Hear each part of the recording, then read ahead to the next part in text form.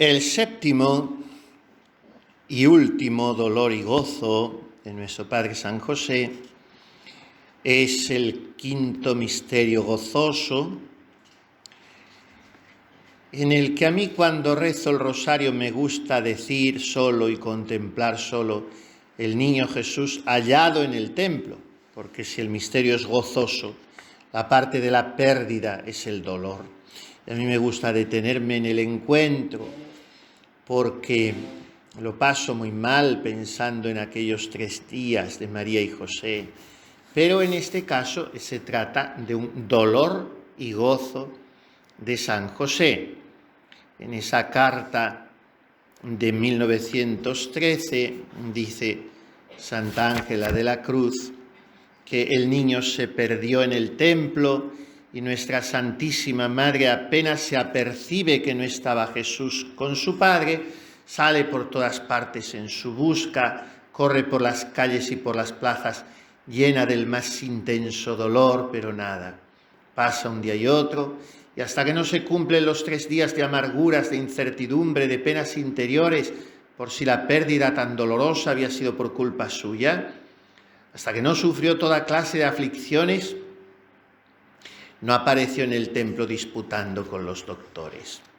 Y cuando le pregunta a la madre por qué así lo había hecho con ellos, ya saben la respuesta, que no fue tan dulce como era de esperar. La hermana de la cruz debe, cuando no como nuestra Santísima Madre que lo perdió sin culpa, sino que por sus imperfecciones pierda la unión con Dios, reconocerse, pedirle perdón y no esperar ni a que pasen minutos sin esta reconciliación. Y después correr por las calles y plazas y entrar en la casa del pobre y del rico, buscando las almas que por sus pecados han perdido a Dios, para que lo encuentren por medio de una buena confesión.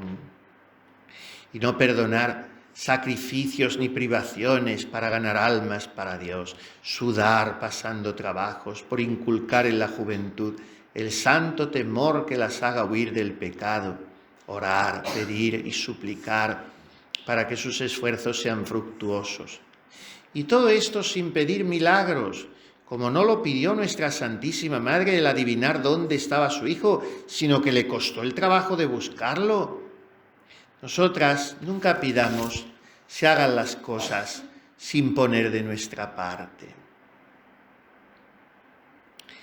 Y llevémoslo como nuestra Santísima Madre, contenta y tranquila.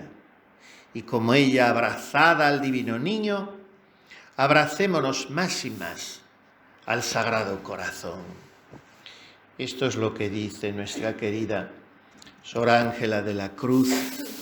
Y vamos a ver cómo pinta el episodio tan dramático, tan intenso, tan emotivo, la Madre María de Jesús de Ágreda en su mística ciudad de Dios.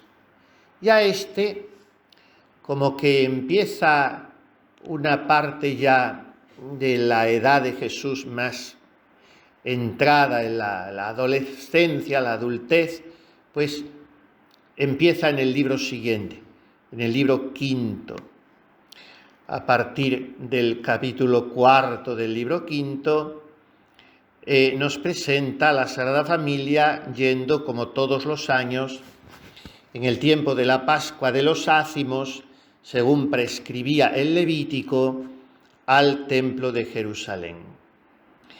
Y esa solemnidad de los Ácimos, la Pascua, duraba 7 días y los más importantes eran el primero y el último. Y por eso los peregrinos se detenían en Jerusalén durante aquella semana. Y María y José también, con el niño, celebrando aquella fiesta según las prescripciones de la ley mosaica. Y pasado el día 7, después de aquella semana, pues llevarían provisiones y ropa, siempre con su borriquito, para toda la semana.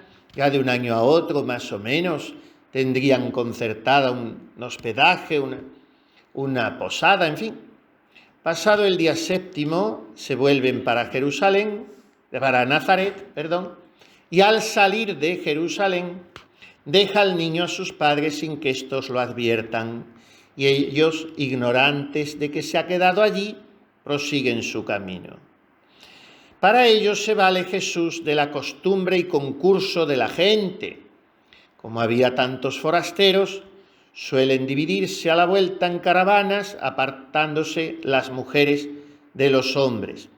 Y los niños, según la edad que tuvieran, como 12 años es una edad todavía ahí que ni es niño ni mayorcito, empiezan a irse indiferentemente, indistintamente con los padres o con las madres.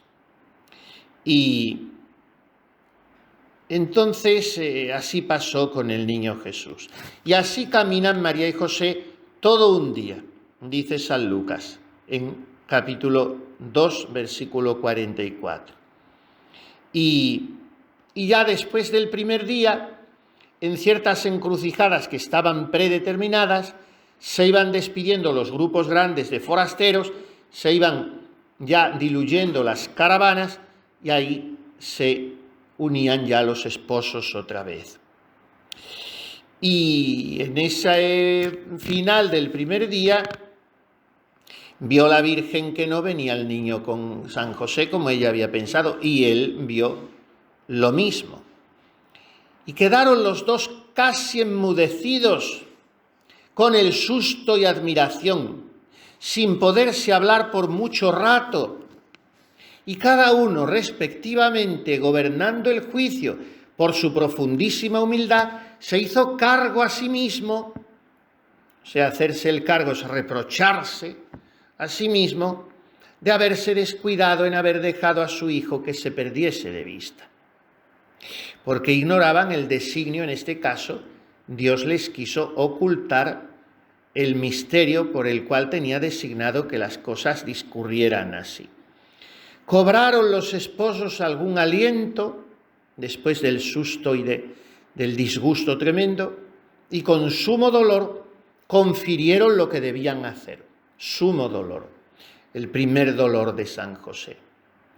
Y uno de los dolores también, me parece que es el tercero de los 7 dolores de la Virgen.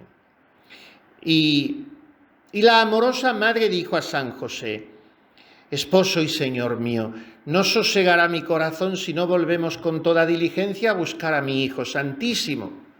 Hiciéronlo así, comenzando la pesquisa entre los deudos y conocidos, y ninguno pudo darles noticia de él ni aliviarles en su dolor.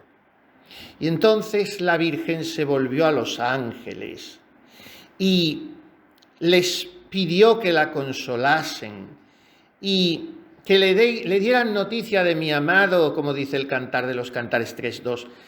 Decidme dónde posa mi amado para que yo le busque y le halle. Y los santos ángeles la consolaron, pero tenían orden de Dios y aunque ella era su reina, no le dijeron dónde estaba su hijo ni en qué se ocupaba. Y entonces la Virgen empezó, como toda madre, en esa zozobra a pensar. Lo primero que temió es que Arquelao, imitando la crueldad de su padre Herodes, había secuestrado al niño. Ella sabía bien que no era llegado el tiempo de la pasión, de la muerte de su hijo, pero que le hubieran secuestrado era una posibilidad. Incluso llegó a sospechar en su humildad profundísima si ella le habría disgustado por no servirle como él se merecía y él se hubiera ido al desierto con su primo Juan, que se fue desde niño al desierto. Y otras veces oraba hablando con el hijo ausente. Dulce amor y gloria de mi alma, ¿a dónde iré? ¿Dónde os buscaré, lumbre de mis ojos? Y así una larga oración y suspiros de dolor entre lágrimas y gemidos, sin dormir ni comer los 3 días continuos. Pensó incluso a ir a buscarle al desierto, desierto de Judea, estaba allí cerca, al lado de Jerusalén, donde estaba Juan Bautista. Determinó también ir a Belén, por si por ventura estaba en el portal donde había nacido. Y de esta diligencia la divirtieron los santos ángeles, la disuadieron. Y dice, no llegó al dolor que tuvo María Santísima en esta ocasión, el que han tenido y padecido todos los mártires, ni la paciencia y conformidad de esta señora tuvo igual ni lo puede tener, porque la pérdida de su Hijo Santísimo era sobre todo lo criado, el conocimiento, amor y aprecio más que toda ponderación imaginable. La duda era tan grande sin conocer la causa. Pero, oh prodigio de prudencia y fortaleza, que con tan inaudito trabajo y excesiva pena no se turbó, ni perdió la paz interior ni exterior, ni tuvo pensamiento de ira o despecho, ni otro movimiento o palabra desigual, ni desordenada tristeza o enojo, como de ordinario sucede a los demás hijos de Adán. O sea, el dolor inimaginable de María, y con él ponderemos el de San José, que es el que tratamos de meditar, y en medio de ese mar de amargura, nada de destemplanzas, nada de ese nerviosismo que a veces nos hace tener algún acceso de ira, impaciencia. Eso era inimaginable en María y José. De manera que en medio de esa paz, de ese continente majestuoso en la Reina de los Ángeles, de esa virilidad tan dueña de sí en José, con esas actitudes, sin prisa pero sin pausa, sin precipitaciones atolondradas, sino muy dueños de sí, con la elegancia espiritual, con el señorío de la virtud, empiezan a buscar al niño. 3 días enteros, preguntando a diferentes personas, dando señas del niño. Le preguntaban a algunas mujeres cómo era, y ella decía como la esposa de los cantares, mi amado es blanco y colorado, escogido entre millares. Le dijo una mujercita, un niño con las mismas señas que me estás dando, llegó ayer a mi puerta a pedir limosna y se la di, y su agrado y hermosura robó mi corazón. Y cuando le di limosna sentí en mi interior una dulce fuerza y compasión de ver pobre y sin amparo un niño tan gracioso. Sí, iría el niño, necesitaba algo para comer, pediría con toda naturalidad limosna a ese mendigo de amor llamado Jesucristo. Recuerden aquel antiguo villancico castellano, madre a la puerta y un niño más hermoso que el sol bello, diciendo que tiene frío porque viene casi en cueros, pues dile que entre y se calentará, porque en esta tierra ya no hay caridad. Pues así iba el niño, pidiendo, y prosiguió con la pesquisa. Con los indicios que le daban fue a un hospicio que había en la ciudad, y sí, le daban ciertas señales. Hemos visto a un niño de esas trazas, él solito, muy señor, a pesar de ser un niño, y con un encanto especial, y todo eso hería más el corazón de la Virgen. Y como que no estaba en aquel hospicio, ya hablando con San José, llegaron a la conclusión de que si es que le habían visto en Jerusalén, tantos como le decían, a pesar de la multitud, pero no estaba allí, pues ¿dónde podría estar? En el templo. Y entonces lo habló con los ángeles. Y los ángeles, que repetimos, aunque ella era su reina, tenían orden de Dios de no decirle nada, porque era un misterio muy alto el que el niño se había quedado en el templo, le dijeron, pues señora, no vais descaminada. Le dieron la pista de que efectivamente el glorioso patriarca San José Vino en esta ocasión a presencia de su esposa, que por doblar las diligencias había tomado otro camino para buscar al niño Dios, y por otro ángel fue también avisado que caminase al templo. De manera que los dos, porque les cundiera más la búsqueda, se habían separado, aun costándoles tanto también el separarse entre ellos. Y dirían, pues a tal hora, a la hora de sexta o a la de nona, aquí nos convocamos en esta plaza o en esta posada. Pero mientras tanto, cada uno por libre. Y ya llegado este punto, a los dos los encaminaron los ángeles. Y todos 3 días, dice Ágreda, San José padeció incomparable y excesiva aflicción y dolor, discurriendo de unas partes a otras, unas veces con su divina esposa y otras sin ella, y con gravísima pena, y hubiera llegado su vida a manifiesto peligro. Recordemos cuando las luchas de que María había quedado encinta, se enfermó San José, se puso malo, porque repercutió en su cuerpo el dolor, la zozobra interior de que no podía dudar de María, pero no sabía qué hacer. Y ahora también dice, pero como el Señor necesitaba que estuviera bien para que siguiera buscando, pero se hubiera puesto su vida en manifiesto peligro si la mano del Señor no le confortara y si la prudentísima señora no le consolara y cuidara de que tomara algún alimento y descansara de su fatiga algunos ratos. Porque su verdadero y fino afecto al niño Dios le llevaba vehemente y ansioso a buscarle sin acordarse de alimentar su vida ni socorrer su naturaleza. Con el aviso de los santos príncipes, de los ángeles, fueron María Purísima y San José al templo.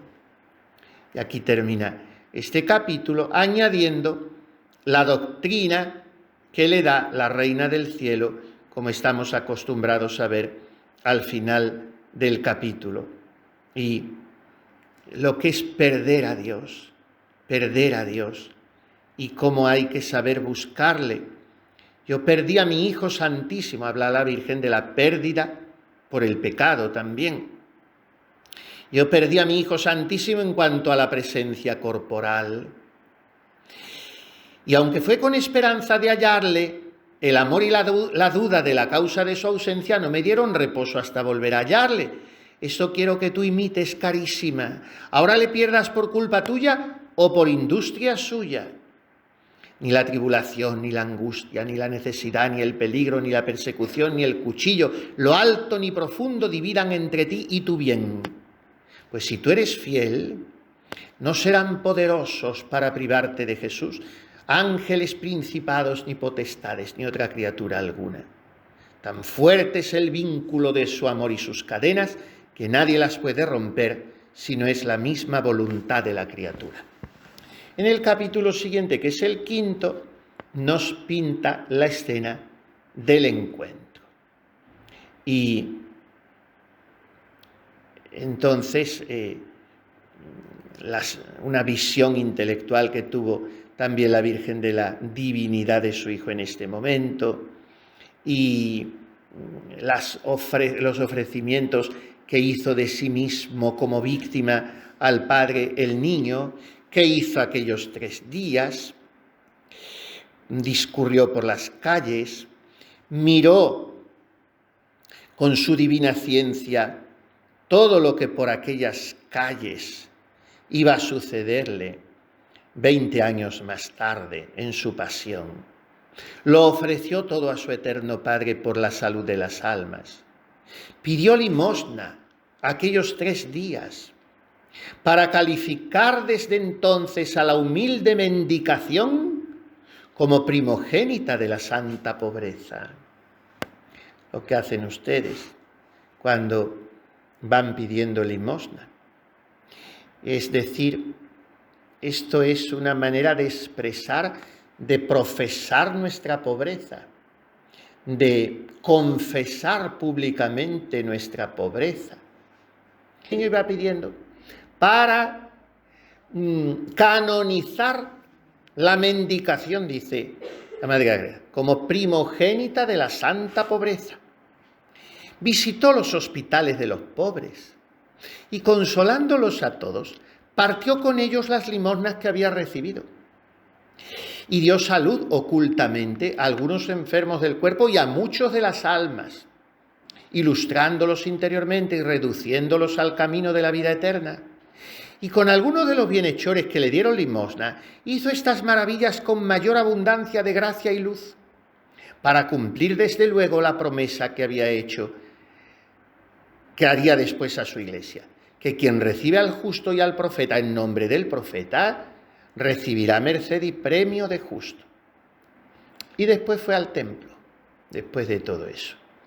Era el día en que se juntaron los rabinos, los doctores y maestros de la ley, en un lugar del templo donde se conferían las escrituras. Se hablaba sobre algunos puntos y dudas de las escrituras. Aquel día se disputaba sobre la venida del Mesías, porque habían llegado a noticia de aquellos doctores en Jerusalén las maravillas que pocos años antes habían sucedido en Belén, el Bautista. El nacimiento del Bautista había tenido mucha repercusión. Zacarías era un sacerdote y aquel nacimiento había sido muy maravilloso. La venida de los Reyes Magos a un establo de animales, 3 personajes que vienen de Oriente, ahora habían venido a preguntar y enterados se habían ido por otro camino. Todo eso había trascendido y por tanto estaban un poco como sobre aviso de que había llegado o estaba llegando el tiempo del Mesías. Y entonces llega el niño y se presenta delante de aquellos maestros como un discípulo humilde. No, aquí que vengo a oír de lo que se habla. Y de lo que se hablaba era de él. Las opiniones de los letrados variaban mucho. Unos afirmaban, otros negaban, todos con autoridades de la Escritura, cada uno llevando el agua a su molino, pero en realidad todos ciegos, porque la majestad del Mesías prometido y la redención copiosa que traía, la entendían ellos a nivel temporal, terreno, como todavía lo esperan hoy los judíos, obcecados, con el velo que oscurece sus corazones, como dice San Pablo. Y no acababan de entender que esa redención era celeste, era eterna, no era terrena, era espiritual. Y entonces, allí mismo está metido Jesús en aquella discusión con sus 12 añitos, y no sufrió su caridad inmensa ver aquella ignorancia. Acercóse más el niño a la plática para manifestar que en sus labios se derrama la gracia. Entró en medio de todos, con rara majestad y hermosura, como quien deseaba preguntar alguna duda, y con su agradable semblante despertó en aquellos sabios el deseo de oírle con atención. El parlamento del niño Jesús lo tengo que saltar. Es una delicia, pues como hubiera sido una delicia escucharle 20 años después, apenas resucitado, con los 2 de Maús, explicando lo que desde los profetas y salmos se refería a él en toda la Escritura. Estamos con los salmos estos días, repitiendo muchas cosas, siempre refiriéndolas a Cristo.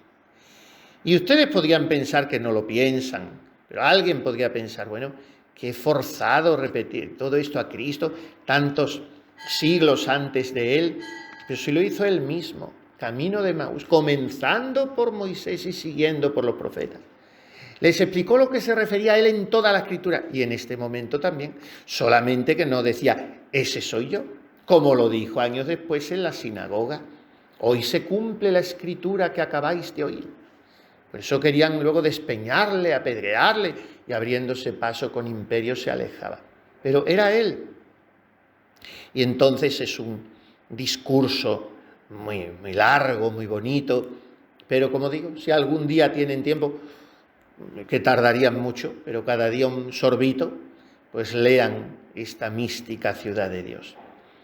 Y los escribas y letrados se enmudecían, se miraban unos a otros. ¡Qué maravilla es esta! ¡Qué muchacho tan prodigioso! ¿De dónde ha venido? ¿Cuyo es este niño? Pero no sospechaban siquiera. Y entonces, antes que el niño Dios acabara su razonamiento, llegaron su Madre Santísima y el castísimo esposo San José a tiempo de oírle las últimas razones. Y concluyendo el argumento, se levantaron con estupor y admirados todos los maestros de la ley. Y la Divina Señora, absorta en el júbilo que recibió, se llegó a su hijo amantísimo y en presencia de todos los circunstantes le dijo: «Hijo, ¿por qué lo habéis hecho así? Mirad que vuestro padre y yo, llenos de dolor, os andábamos a buscar». Esta amorosa querella, dijo la Divina Madre con igual reverencia y afecto, adorándole como a Dios y representándole su aflicción como a hijo, respondió su Majestad: «Pues ¿para qué me buscabais? ¿No sabéis que me conviene cuidar de las cosas que tocan a mi Padre?». Y esto no lo entendieron, dice San Lucas, porque se les ocultó. Y procedió de dos causas: que el gozo tan inmenso que les embargaba no les dejó razonar con fluidez en ese momento, y porque no habían llegado a tiempo de escuchar lo que el niño estaba hablando, solo llegaron al punto final. Esas dos causas, dice, que fue lo que les impidió entenderlo. Y ya quedando a solas con el niño, le dijo la madre: «Dad licencia, hijo mío, a mi desfallecido corazón», esto dijo echándole los brazos, «para que manifieste su dolor y pena. No me arrojéis de vuestra cara, admitidme por vuestra esclava, y si fue descuido mío el perderos de vista, perdonadme y hacedme digna de vos, y no me castiguéis con vuestra ausencia». Y el niño Dios la recibió con agrado, se le ofreció por compañero. Con esto descansó aquel columbino y encendido corazón, columbino de paloma, y caminaron a Nazaret. Pero en alejándose un poco de Jerusalén, cuando se hallaron solos en el camino, la prudentísima señora se postró en tierra y adoró a su Hijo Santísimo y le pidió su bendición, porque no lo había hecho exteriormente cuando le halló en el templo entre la gente. El infante Jesús la levantó del suelo y la habló con agradable semblante y dulcísimas razones.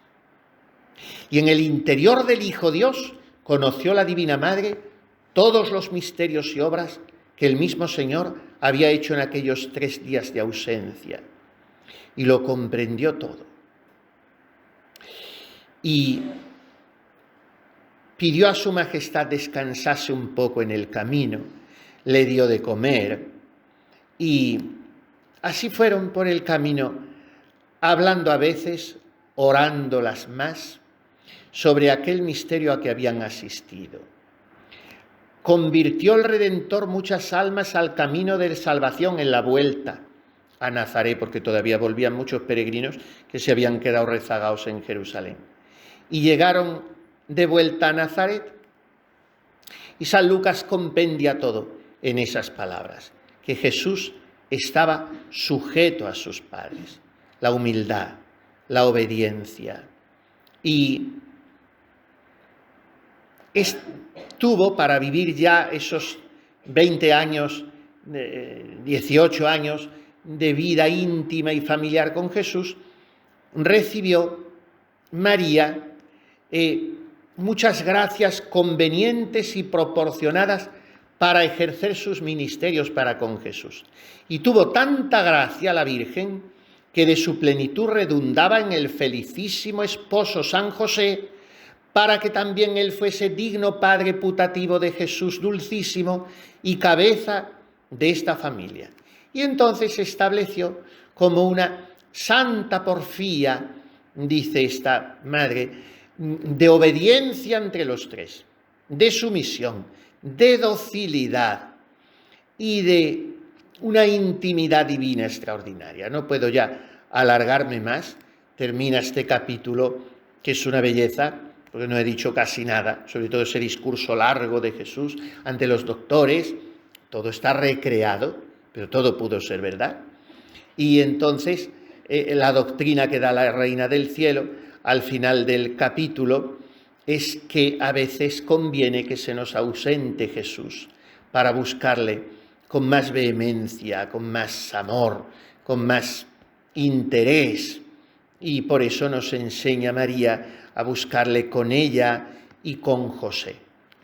Pues pensemos que, aunque la protagonista, porque esta es una obra mariana, la mística ciudad de Dios, la protagonista es la Santísima Virgen, pero el que hemos querido que fuera protagonista de estas consideraciones nuestras en estos 7 días ha sido nuestro Padre y Señor San José, sus dolores y gozos. ¿Cómo nos enseña él? Pero nos lo ha enseñado todo sin hablar, sin aparecer, sin salir de su rincón, sin tomar la iniciativa, aunque es el cabeza de familia, sin tomarla de manera impositiva, aunque María siempre le hace que la tome.